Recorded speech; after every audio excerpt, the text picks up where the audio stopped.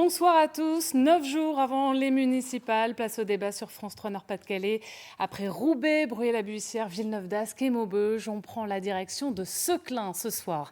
75 ans de maire communiste sans interruption dans cette ville de l'agglomération lilloise. Peut-elle basculer? Les deux candidats en lice au second tour sont prêts. État des lieux pour commencer.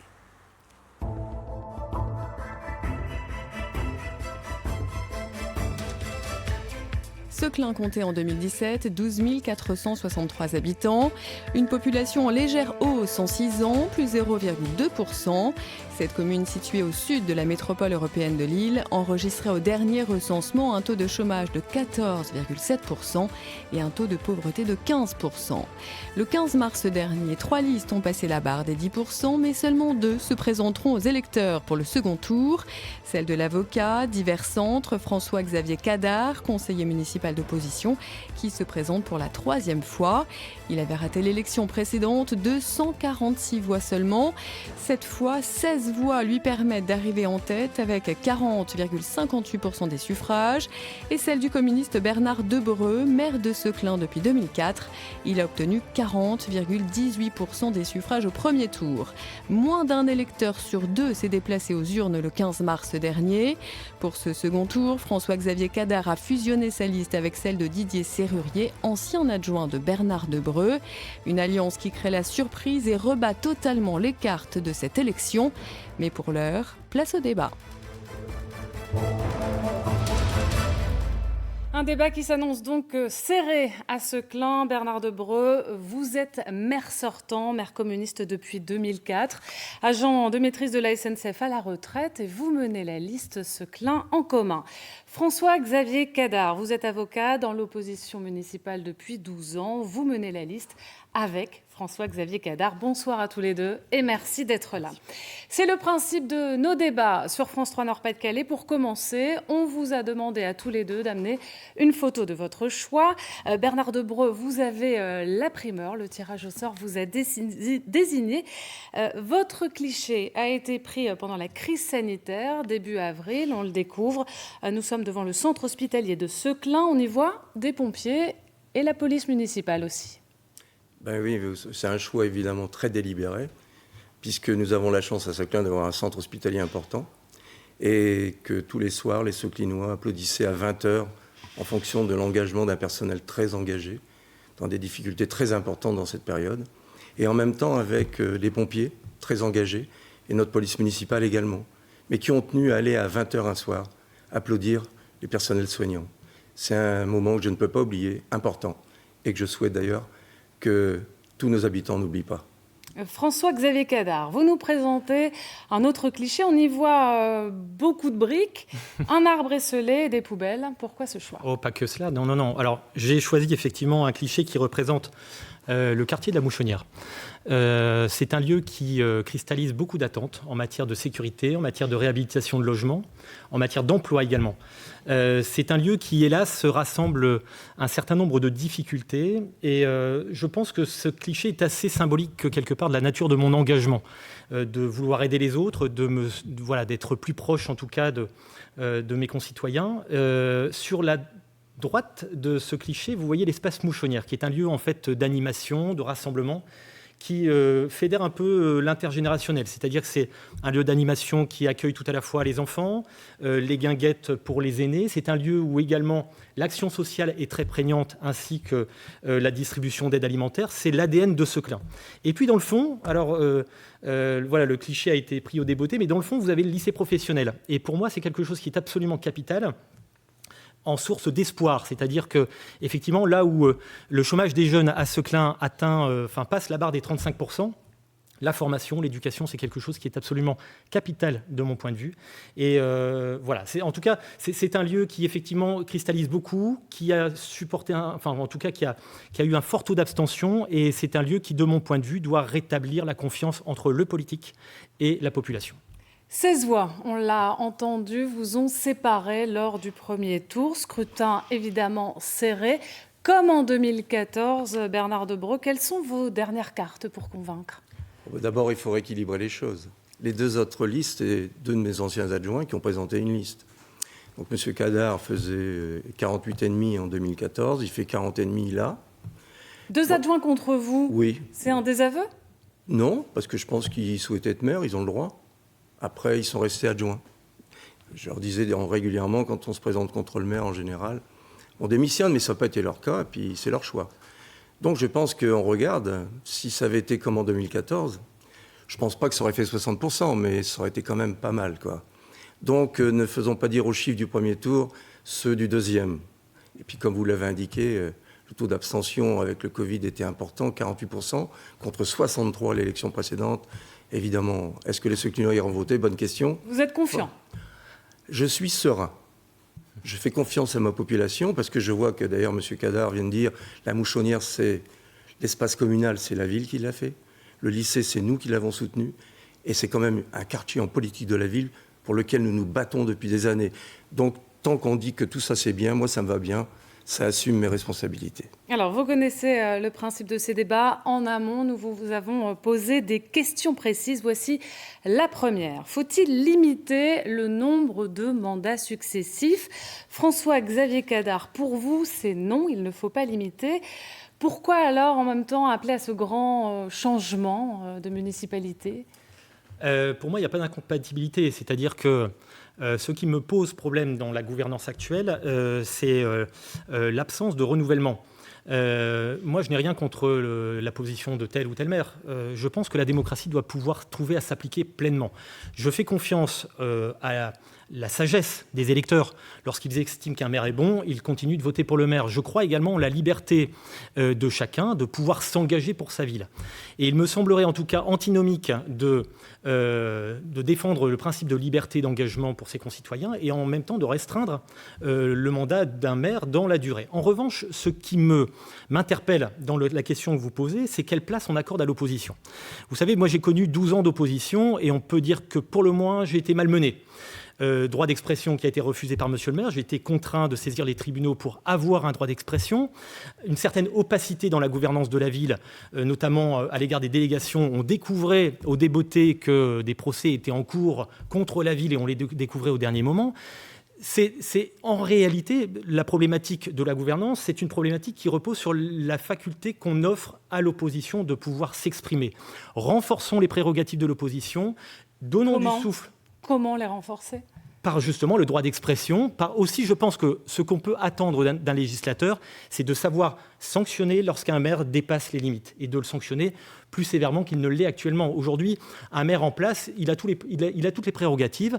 Il est un peu comme le petit seigneur sur son territoire et dans sa contrée.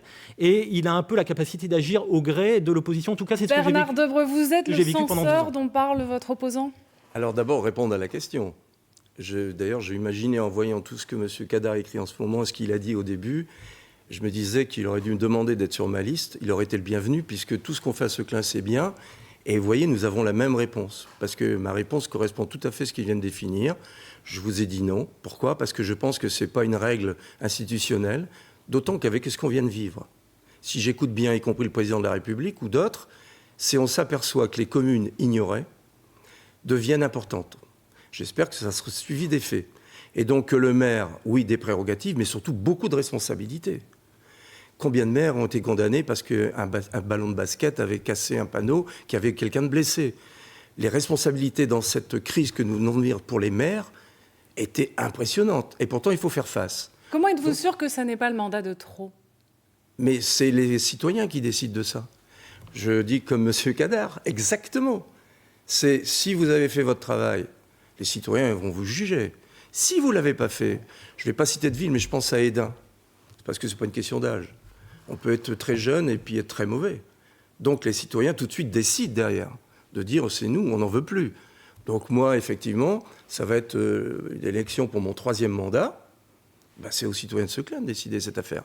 Est-ce que c'est votre avenir personnel qui est en jeu ou le communisme municipal? Vous n'êtes pas sans savoir que vous êtes très observé presque au niveau national. D'abord, mon enjeu personnel, si c'était le cas, je ne me suis pas enrichi en étant élu. Je fais 80 heures par semaine, je ne garde pas mes indemnités et je me passionne simplement parce que j'aime ma ville, j'en suis fier, et mes habitants. Et si on veut être maire aujourd'hui, il faut 2 questions, à mon avis. Il faut la santé Parce que si vous n'avez pas la santé, c'est pas bien. Et si vous n'aimez pas les gens, il ne faut surtout pas faire ça. François-Xavier Cadare, vous êtes candidat vers centre à Seclin, dans le groupe de droite au département. Vous fusionnez avec une liste de gauche au deuxième tour. Où est-ce que vous vous situez au fond ? Eh bien, le principe qui me guide depuis que je suis engagé en politique, et même bien avant, je pense, moi j'ai toujours été guidé par ma liberté et mon indépendance. Je n'ai jamais appartenu à un quelconque parti politique, je n'ai jamais été écarté auprès d'un quelconque parti. Je pense même que les partis politiques, d'une façon générale, ce n'est pas forcément quelque chose qui appartient à ma façon de voir. Moi, je pense que sur un territoire comme Seclin, sur toute ville, il faut agir avec pragmatisme, en étant libre et indépendant. Et donc, je me situe où ? Mais je me situe très exactement là où je dois être, c'est-à-dire en restant sur ma position d'indépendant et de personnage parfaitement libre. Et je vous en prie. Eh ben, on va enchaîner peut-être sur la politique sociale. C'est un sujet évidemment important. Au cœur du communisme municipal, la défense et la protection des plus démunis. On le rappelle, on l'a entendu tout à l'heure, 15% de précarité à Seclin, une précarité finalement relativement contenue par rapport à d'autres communes. Alors, faut-il un revenu minimum pour les plus modestes ? Question précise, là aussi, réponse précise, c'est oui et c'est oui. François-Xavier Cadare, on poursuit avec vous. Le revenu minimum, c'est dans votre programme. Ça coûterait combien à la commune ? Alors, on serait sur une base budgétaire de entre 300 et 335 000 euros dans la fourchette haute. Donc, c'est quelque chose qui est parfaitement inscrit au budget. Il n'y a pas de difficulté sur ce point. Juste une précision, mon programme ce qui est inscrit sur mon programme, ce n'est pas un revenu minimum, c'est un minimum social garanti. Ce qui est une légère différence, c'est quelque chose qui est important, c'est quelque chose qui a été expérimenté à Grande-Synthe et qui permet de calculer en réalité l'ensemble des prestations que chacun peut percevoir par la CAF, le RSA, les allocations APL, etc. Et la commune vient compléter le dispositif pour en fait atteindre le seuil de pauvreté qui est fixé à 855 000 euros. Voilà. Donc le ratio, tout dépend de la situation de chacun, c'est-à-dire que la commune a vocation à appréhender les situations au cas par cas pour effectivement pouvoir pondérer dans chaque situation la différence pour atteindre ce seuil de pauvreté à hauteur de 855 000. Et le budget municipal, j'imagine que vous l'avez Je vous l'ai indiqué, 335 000 euros. Voilà. D'accord, excusez-moi. Je vous en prie. Bernard Debreu, en parlant revenu minimum, vous vous dites qu'il se trompe d'élection, votre adversaire. Ah ben je pense, et en plus je crois, y compris pas pour revenu minimum. Excusez-moi de vous rectifier, M. Cadare, vous avez parlé du revenu minimum. Non, minimum social de 855 000 euros, je crois que c'est 855 euros. 855 euros. 5 euros, mais vous avez dit 855 000. Ah bah écoutez, je suis en mesure de pouvoir le faire pour chaque citoyen. Les riches vont être contents. Je m'épargnerai pas. Et donc non, mais moi bien sûr, M. Cadare nous a donné ça depuis très longtemps déjà, et en prenant l'exemple de Grande-Synthe que j'ai regardé avec attention. À Grande-Synthe, au budget, ils aidaient l'année dernière 415 personnes. Nous, au service social, sur la base définie là, nous aidons 198 personnes. Ça veut dire la moitié, à peu près. Le budget de la ville de Grande-Synthe, c'est 60 millions d'euros de fonctionnement. La ville de Seclin, c'est 20 millions. Donc j'ai calculé que si je mets en proportion par rapport à ce que ça coûte à Grande-Synthe, 2,2 millions, il faut compter que cette proposition coûterait 1 million d'euros au budget de la commune de Seclin. C'est irréalisable aujourd'hui. Et si vous voulez que je vous donne des chiffres, je ne veux pas être trop long, c'est impressionnant. Parce que je pense que cette responsabilité devrait dépendre soit de l'État, comme le RSA et le département, et non pas des communes. Le budget de la ville de Seclin, depuis 2013, les dotations de l'État, c'est moins 6,9 millions d'euros sur un budget de 20 millions. Donc comment on va faire pour prendre 1 million d'euros supplémentaires dans le budget, puisque ce que nous donnons, c'est 110 000 euros. Alors on va éviter, très précise. Il faut éviter peut-être des techniques. Mais ce n'est pas technique, vous comprenez bien. J'entends bien. Budget je comprends. Impossible à réaliser. La politique sociale, on la poursuit comment ? Il y a les bons alimentaires. Est-ce que c'est encore adapté aujourd'hui ? Je peux vous dire que l'expérience que nous vivons avec le Covid, oui. Après, si on avait plus de moyens, je reviens à la déclaration du président de la République, du Premier ministre, les collectivités territoriales, la commune, quelle importance elle a joué. Sauf qu'il faut nous donner des moyens. Le Covid, nous, on a calculé, c'est 350 000 euros en moins de recettes et nous avons mis une ligne budgétaire de 150 000 euros de dépenses. C'est-à-dire qu'après les chiffres que je viens de donner, c'est encore moins 500 000 euros dans notre budget en 2020. Donc j'espère que l'État va regarder ça de très près, puisqu'on dit que la commune aujourd'hui, c'est la proximité avec les citoyens, mais il faut vraiment nous donner les moyens de répondre aux questions. Et vous, concrètement, pour aider les plus démunis ? Alors, pour aider les plus démunis, en tout cas, moi, c'est une mesure phare. Je reviens simplement sur un point quand même, parce qu'on ne peut pas laisser dire tout et n'importe quoi.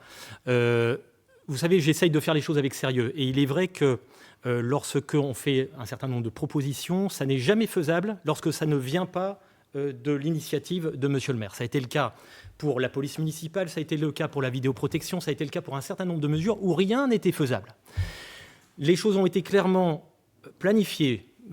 Voilà, je pense ne pas être complètement à côté de la plaque. 335 000 euros, c'est 335 000 euros. Que monsieur Debreu ensuite effectue ces calculs échafaudés par je ne sais quel théoricien qui nous amène à 1 200 000, c'est tout simplement et purement un mensonge. Donc, cet élément, en tout cas, sont parfaitement clairs, 335 000 euros. Et effectivement, l'ADN de Seclin, c'est quoi ? Et moi, je ne suis pas dans une posture de faire de l'anticommunisme primaire. L'ADN de Seclin, c'est effectivement un capital social qu'il faut préserver. Les tarifs les plus bas de la MEL pour la cantine, le centre de loisirs ou encore la piscine, la bibliothèque gratuite. La gratuité, mais évidemment. Alors, je sais que l'équipe de M. Debreu se plaît à faire courir les rumeurs à travers la ville pour essayer de décrédibiliser mon programme. Mais je n'ai de cesse de répéter, et je le refais encore, et je le referai demain encore si cela est nécessaire, on ne change pas les acquis de la ville. L'objectif n'est pas de faire... l'héritage. Mais évidemment, je vous dis, je ne suis pas dans l'anticommunisme primaire.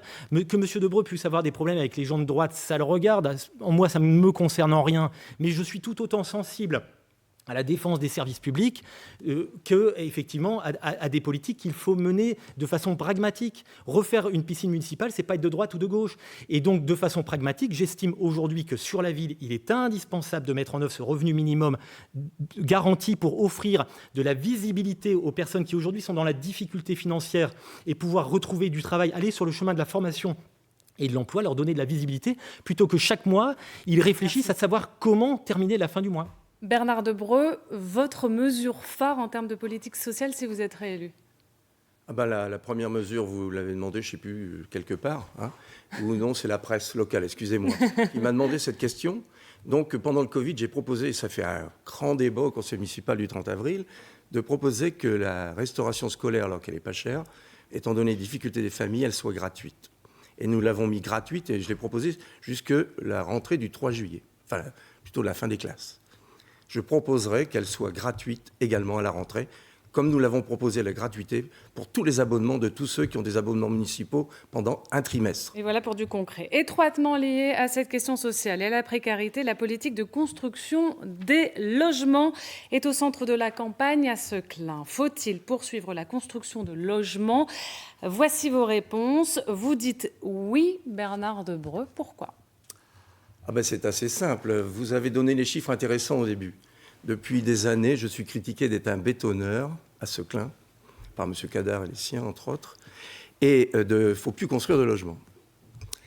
Et vous avez vu les chiffres. La population de Seclin, depuis que je suis maire, a augmenté de 0,2%. On est passé de 12 000 habitants à 12 400. Sur la métropole lilloise, il faudrait 50 000 logements pour répondre aux logements locatifs. À Seclin, j'ai 400 demandes encore de Seclinois aujourd'hui, malgré toutes les constructions de logements. Et nous faisons de super projets, locatifs, accession à 50-50. Et si nous n'avions pas construit des logements, notre population aurait baissé. Les jeunes auraient quitté la ville. Et donc c'est très mauvais, à la fois pour nos écoles qu'on aurait fermées, et voire pour le commerce. Donc je pense que oui, avoir une politique, et je précise, où on ne construit que sur des friches industrielles, on n'occupe aucun terrain agricole pour construire les logements. Et donc, c'est dans le cœur de ville, à chaque fois. Donc, je pense que c'est une bonne politique, y compris les derniers logements qu'on construit au pied de la gare, où les gens vont pouvoir laisser leur voiture dans leur garage et prendre le train pour aller à Lille, où l'ouvre-lance à 10 minutes. Alors, le projet de l'Incrusta, auquel vous faites allusion, Simone Veil. Et de la résidence Simone Veil, j'allais le dire. C'est ce qu'il ne faut plus faire, selon vous ? Il faut mener, de mon point de vue, une politique d'urbanisme raisonné. Je pense qu'à Seclin, alors que le PLH, c'est-à-dire les orientations qui étaient données par la métropole européenne de Lille, devait nous permettre d'appréhender la politique du logement à hauteur de 100 logements à peu près par an.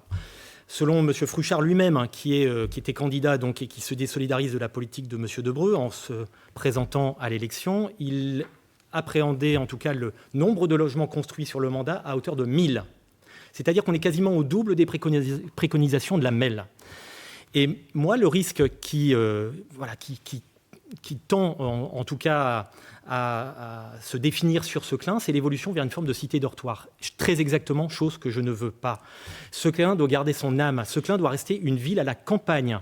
Et c'est au nom de la préservation de cette âme, au risque de basculer dans le tout béton, parce que la dynamique qui est donnée, qui est lancée aujourd'hui, c'est très exactement cette dynamique-là. Donc construire avec modération, avec raison, pour effectivement garder l'équilibre des populations, mais en aucune façon continuer de mener des projets immobiliers irraisonnés avec 300 logements prévus sur le quartier de la Mouchonnière, qui est déjà un quartier isolé et qui doit plutôt s'aérer, qui doit offrir de l'emploi. Et les 400 dossiers de logement social en demande, en attente, auxquels... Mais ça, je l'entends parfaitement, sauf que ces 400 demandes, ce sont probablement 400 demandes qui sont également faites sur Wattignies. Il faut que la répartition de l'offre de logement se fasse à l'échelle de la métropole européenne de Lille, et non pas simplement concentrer se sentir concerné par l'ensemble des offres sur Seclin, bétonné, au risque de perdre l'âme de la ville. Ça me semble être du pragmatisme pur. Alors Bernard Debreu, homme du béton, vous l'assumez quand même ? J'admire ce langage, parce que pour montrer que je comprends l'attitude de l'opposition, bétonner. Vous avez montré des photos de ce qu'on construit. Je trouve que vraiment c'est très déraisonnable. Et quand j'entends comment M. Cadar dit les 400 demandes, on peut les faire à Wattignies, le maire de Wattignies vient de construire 1000 logements. Le maire de Templemar a fait pareil. Le maire de l'Équin, plus que ça, 2000 juste à côté, pour répondre aux besoins de nos habitants. Le maire de Seclin ne joue que son rôle. Et modestement, pour une augmentation de la population de 0,2% en 16 ans, où voit-on le béton ? Alors que j'étais critiqué parce que quelquefois, il y a des friches industrielles, Danone, l'Incrusta, comme vous avez cité, qui va de Simone Veil, pour dire il ne faut pas laisser ça à l'abandon, plein centre-ville. Et donc, il faut faire des beaux projets super qui répondent aux besoins de nos habitants. C'est ça notre rôle et notre objectif. Et si on répond non à la construction de logements, maintenant j'ai entendu parler de 1000 sur un mandat, j'ajoute qu'il ne faut pas citer M. Fruchard, parce que son épouse était mon adjointe au logement. Et donc, elle était aussi bien au courant que moi de tout ce qui se construisait, et on partageait tout dans ce domaine. Alors, évidemment, à Seclin, quand on parle construction, on parle aussi entreprise et autres. Le projet de la zone A1 Est a été retoqué pour préserver la ressource en eau et les champs captants. Pourquoi ça vous avait indigné ? Alors non, ce qu'il y a, c'est que la problématique, elle ne concerne pas que le maire de Seclin, ça concerne 22 communes. Et donc, depuis des mois et des mois que nous travaillions sur le PLU à la MEL, il y avait tout plein de projets, soit économiques ou logements. D'ailleurs, à Seclin, sur la question qu'on vient d'évoquer, on ne peut plus construire sur les terrains ailleurs que sur des friches. Donc, de toute façon, nous sommes limités obligatoirement. C'est pour protéger les champs captants. Et pour l'économie, c'est pareil.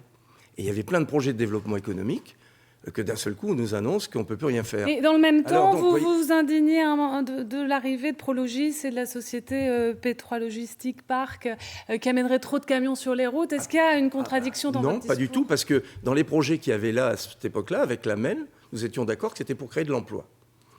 Et on avait déjà refusé des promoteurs qui venaient pour faire des grands hangars, mettre 10 emplois, on disait ça, on n'en veut pas.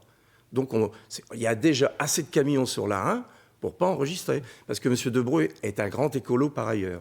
C'est d'ailleurs dans ma délégation à la MEL, comme vice-président chargé du traitement des déchets, et d'avoir le plus grand réseau de chaleur de France qui se met en place. Alors tout cela nous amène évidemment à la question de la mobilité. Vous l'évoquiez, et cette question de la saturation des axes routiers et l'autoroute A1, que peut un maire ? Que l'on parle de densité urbaine d'un point de vue urbanistique ou que l'on parle de densité économique, la problématique sera la même. C'est-à-dire que si on continue de mener cette politique de construction intensive, si on continue de mener cette politique de déploiement de zones d'activité sans y mettre en face des infrastructures de transport, on va dans le mur, on va dans la thrombose routière. C'est très exactement ce qui s'est produit sur la zone Unexpo, la zone commerciale Unexpo, où en fait on a mis la charrue avant les bœufs. On a densifié, en ne prévoyant pas, ce qui est quand même incroyable, en ne prévoyant pas d'autres accès de sortie.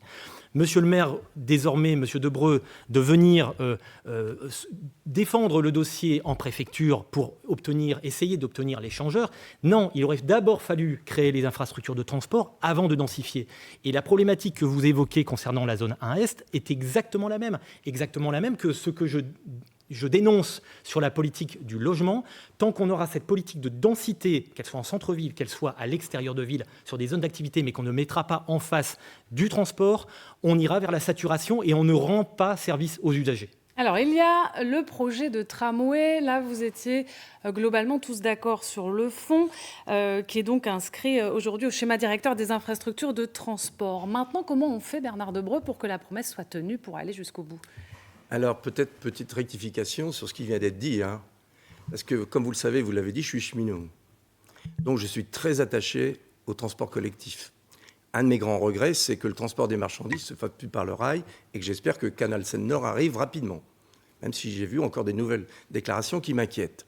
Pour arrêter de mettre des camions sur les autoroutes. Ça, c'est une première chose. Ce qui fait que le maire de Seclin et Clamel et la région s'est battu pour avoir une gare pôle d'échange. C'est-à-dire une gare où on vient déposer sa voiture, on prend le train. En centre. En centre-ville. Bien sûr, la gare, elle est là. Elle date du 19e siècle et elle est superbe. Donc, tous les travaux vont bientôt être terminés vivement. Et on va voir un bel urbanisme. Et avec M. Quiquet, qui était le vice-président au transport dans le mandat de 2008 à 2014, je me suis battu pour avoir un tramway qui vienne jusqu'à Seclin. Donc, ce tramway part du centre-ville de Lille, puisque le projet est bien plus grand. C'était le combat avant. Mais maintenant, comment on fait pour que ce soit construit et que ça aille jusqu'au bout ? Eh bien, moi, je connais le parcours par cœur. Et donc, je peux vous dire qu'il arrive même à la gare au premier quai, puisque c'est là qu'il y avait les trains qui arrivaient de la zone industrielle à l'époque. Il y a encore des voies qui vont chez Dassault. Et donc, le tramway arrive de Lille. On a une grande voie, la route d'Arras. Il y a largement la place où on peut faire tramway et voiture. Et on arrive au pied de la gare de Seclin. Et j'ajoute qu'on a même regardé qu'avec les rails, pour faire le demi-tour en cul-de-sac au bout, on irait jusqu'au quartier de la Mouchonnière. Voilà qui est très précis. Voilà. Sur les transports en commun, êtes-vous pour ou contre la gratuité ? Voici vos réponses. François-Xavier Cadar, pour vous, c'est non. C'est pourtant un sujet dans l'air du temps. C'est dans l'air du temps, mais c'est un sujet qui est, à l'échelle de la MEL, complètement irréalisable. Et dire le contraire, c'est mentir à nouveau à la population. Parce que c'est un débat qui a déjà eu lieu en avril 2015. Qui a fait l'objet d'un vote. M. Debreu, d'ailleurs, n'a pas participé à ce vote alors qu'il s'agissait de supprimer des catégories de gratuité. Ça a été possible à Dunkerque ? Alors, on ne parle pas de la même chose. À Dunkerque, on est sur une petite dizaine de... 2015, monsieur. On est sur une petite dizaine de millions d'euros. Ce que la gratuité coûterait.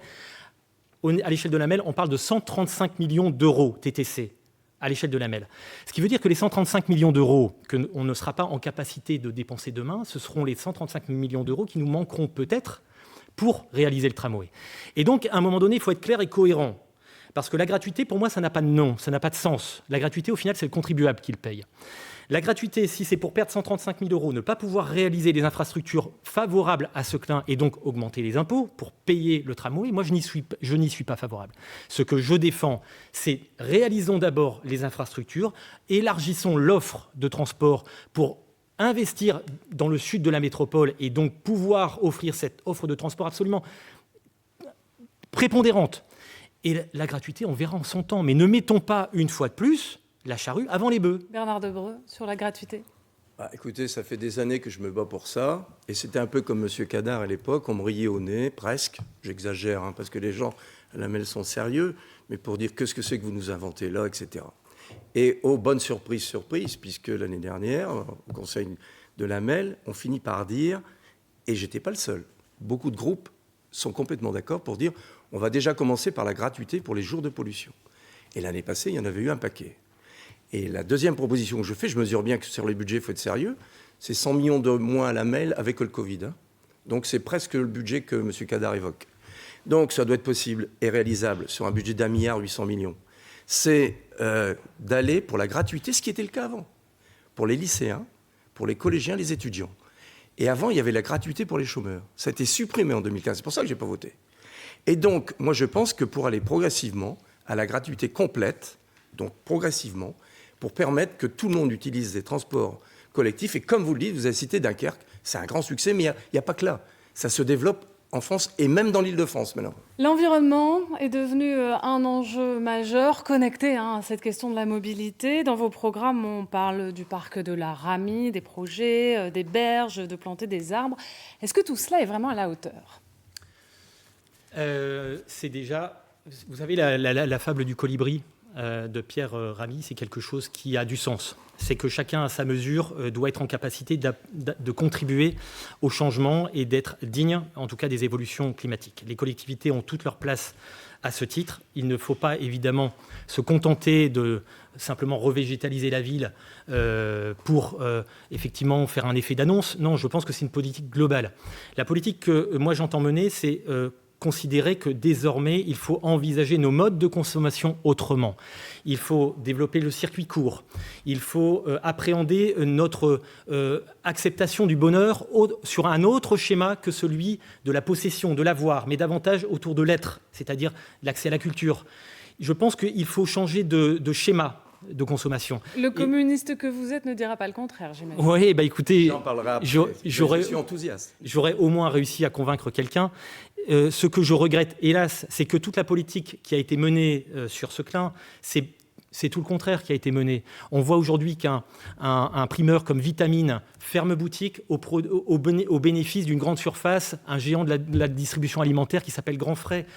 On n'est pas aujourd'hui dans la logique qui est celle de développer les circuits courts et de favoriser le commerce de proximité. On est exactement dans le contraire. C'est la promotion des grands groupes qui font que ça casse forcément le schéma commercial et ça ouvre le champ vers de la consommation qui vient de l'extérieur. Bernard Debreu, est-ce que vos propositions, votre bilan a été à la hauteur ? Écoutez, je vais prendre un chiffre comme ça déjà pour éclairer la situation. Seclin ville à la campagne, nous disons. Je vois que M. Cadar le reprend, je suis très content. Seclin, sur l'espace public, je parle, pas privé, ça s'ajoute après. C'est 68 mètres carrés d'espace vert par habitant. La moyenne dans la Melle, c'est 25. Et nous avons des grands projets pour continuer à se développer. Je pense que nous sommes une des rares villes qui a fait une voie verte qui traverse le centre-ville. J'en propose une autre dans le quartier de Burgot. Et les travaux, s'il n'y avait pas eu le Covid, devaient commencer pour la deuxième partie de la voie verte qui va du parc de la Ramie, avec des financements MEL, jusqu'à Mosaïque à Houplain-en-Couanne. C'est des super projets. Et nous, sur le parc de la Ramie, c'est tout écrit sur mon tract, tout est précisé. On peut tout commencer demain. Ce n'est pas dans 6 ans. Tout est prêt. Tous les projets sont prédéfinis. Comme nous avons fait un projet de construire des arbres, de faire des espaces verts supplémentaires. Et après, Bernard Debreu, comme il aime sa ville, il fait ses courses, et mon épouse, si elle m'écoute, elle va dire, c'est pas lui obligatoirement, dans les magasins de Seclin. Et des endroits comme la Ferme du Paradis, qui est pas loin de chez moi, quand je vois les gens qui viennent de 20 km pour aller là pour s'alimenter, c'est ça l'avenir et c'est ça que je soutiens complètement. Allez, nous arrivons dans la dernière partie de cette émission. Parlons sécurité puis bien-être dans la ville. Les rodéos sur les routes, on sent que c'est vraiment un sujet qui crispe beaucoup la population. On fait quoi pour les arrêter ? Alors, au niveau de tout ce qui est du schéma relatif à la sécurité, il y a des points que nous, on a défendus depuis plus de 10 ans, auxquels monsieur le maire s'est rallié, que ce soit la création d'une police municipale. Pourtant, on a bataillé lors du dernier mandat, lors de la dernière élection en 2008. Je me souviens que vraiment, c'était le fervent défenseur en opposition à la création de la police municipale qu'il a créée durant son mandat. Et c'était un fervent également opposant à la vidéoprotection, chose qu'il a, d'un point de vue stratégique, fait voter il y a à peu près 6 mois lors de débats au conseil municipal, parce qu'il sentait qu'il y avait un enjeu stratégique sur cette question. Et donc, de mon point de vue, pour lutter efficacement contre ce genre d'incivilité, ce sont plus que des incivilités, ce sont davantage des infractions, c'est d'avoir une vraie politique qui ne soit pas dans le déni de la sécurité. Et donc, réaffecter notre police municipale sur les heures les plus sensibles. On sait à quel moment c'est chaud sur Seclin. On le sait parfaitement. Et donc, il faut redéployer nos agents de police municipale au moment où c'est le plus chaud. Alors, sur la vidéosurveillance, vous avez posé la question. Oui. Vous répondiez d'ailleurs, vous venez de l'évoquer, oui, tous les deux, à l'unanimité. Bernard Debreu, pour le communiste que vous êtes, est-ce qu'il y a un choix idéologique qui a été un peu difficile à faire ? Pas du tout. Il ne faut jamais oublier la responsabilité ou les responsabilités de chacun. Donc, si je me souviens bien, à une époque, un président de la République a supprimé 100 000 postes de la police nationale. Et donc, moi, si j'ai résisté pendant longtemps, c'est parce que j'ai mené des pétitions, 2500 signatures, pour demander un vrai commissariat de police à Wattignies, celui dont on dépend. Et avec ça, avec le soutien du maire de Templemar, le maire de Wattignies, on attend depuis longtemps après. Il paraît qu'il va arriver. Et pas seulement que d'avoir un beau commissariat, parce qu'ils sont dans une situation effroyable dans des logements. Donc c'est pas la faute de la mairie tout ça. Alors, c'est ce que vous jusque-là, dites. c'est pas de ma responsabilité, mais je me bats. C'est ça peut-être la différence. C'est que je ne fais pas que d'enregistrer, c'est que je mène des combats pour essayer de gagner dans l'intérêt de nos habitants et de notre commune. Donc 8 Et caméras donc- de vidéosurveillance. Alors et attendez, peut-être je ne suis pas encore. Mais donc il nous faut un vrai commissariat de police avec des effectifs. Or l'État, qu'est-ce qu'il fait? Il diminue les effectifs de police et il demande aux villes de remplacer par la police municipale. C'est dans le budget. Donc on l'a fait et on va continuer. J'ai même dit qu'on va agrandir notre équipe dans les propositions. Pour la vidéosurveillance, même chose. On travaille et on a travaillé pour l'installation et donc on va mettre 16 caméras dans la ville. 8 financées à 50% par l'AMEL et 8 financées à 100% par l'AMEL. Donc en même temps, à chaque fois, regardez les budgets. Si c'est réalisable, une caméra, c'est 10 000 euros. Tout ça est entendu. François-Xavier Cadare. Et ce sera la dernière question. Vous proposez la mise en place d'un conseil des droits et devoirs des familles. Est-ce que c'est la vraie bonne idée?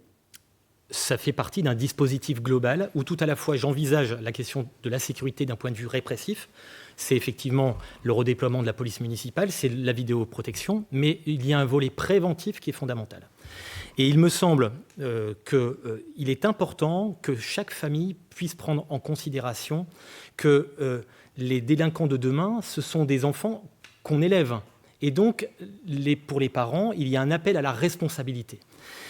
Et il est important que chaque famille prenne conscience qu'être parent, il y a des droits et des devoirs. Et que ce conseil, c'est probablement un lieu pour rappeler les droits et les devoirs de chaque famille, pour permettre une éducation favorable de ses enfants, pour éviter que celui-ci puisse basculer à terme, bien évidemment on ne le souhaite pas, mais qu'il puisse basculer à terme dans une forme de déviance délinquante. Nous arrivons au terme de ce débat. Vous êtes 2 candidats à briguer la mairie de Seclin. Vous avez chacun 1 minute de parole libre pour terminer. Et on commence avec vous, Bernard Debreu. Eh bien, écoutez, je vais peut-être revenir sur ce que j'ai dit au début. Le maire de Seclin, il est fier de sa ville et de ses habitants. Il aime sa ville. Et il souhaite qu'elle reste sur les valeurs qui sont les siennes aujourd'hui. Et c'est peut-être une question de posture, mais la différence entre M. Cadare et moi, c'est, vous l'avez dit au début, sa liste, c'est avec François-Xavier Cadare. J'ai une toute autre conception du fonctionnement de la mairie. Moi, mon équipe, c'est Seclin en commun. Ce n'est pas un homme seul. L'homme providentiel, ça n'existe pas. Et aujourd'hui, c'est impossible pour un maire, je vous ai dit, je fais 80 heures par semaine, de travailler seul. Et donc, mon équipe, très large, médecins, entrepreneurs, commerçants, des gens très compétents, pour beaucoup, certains très connus, reconnus, pour leur engagement auprès des Seclinois. Eh bien, je suis fier de cette liste et j'espère que les Seclinois nous feront confiance.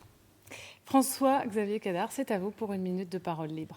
Je tenais tout d'abord à remercier le service public d'avoir initié ce débat, parce que c'était un débat que nous attendions depuis longtemps, débat qui n'avait pas pu se tenir il y a 6 ans, parce que le débat que j'avais proposé avait été refusé par monsieur le maire. Donc ça démontre un petit peu son concept de la démocratie. Moi, à l'issue de ce débat, je suis satisfait et j'espère que les Seclinois ont compris que la volonté qui est la mienne et ce sur quoi je m'engage, c'est tout à la fois d'offrir un changement sans faire la révolution, mais d'offrir une évolution favorable. Une évolution qui s'articule autour de ce que la ville de Seclin doit redevenir un poumon vert. C'est mon projet tel que j'ai pu le définir au niveau du parc de la Ramie. Une ville qui puisse rayonner à l'échelle de la métropole avec un pan culturel, un pan sportif également, décliner un pôle sportif important sur Seclin pour redonner une vivacité, un rayonnement économique à la ville. C'est offrir le changement sans faire la révolution. C'est offrir une évolution favorable. Voilà pour le mot de la fin. Merci à tous les deux d'être venus sur ce plateau et d'avoir joué le jeu des règles de ce débat. Le 2e tour des élections municipales, c'est donc le 28 juin. En attendant, la campagne continue sur France 3 Nord-Pas-de-Calais. Reprise des débats lundi. Vincent Dupire interrogera les candidats encore en lice à Bailleul dans le Nord. Rendez-vous dès 18h. D'ici là, l'information continue sur France 3 Nord-Pas-de-Calais. À 19h, retrouvez Christelle Massin pour votre journal. Très bon week-end à vous. Très bonne soirée sur la 3.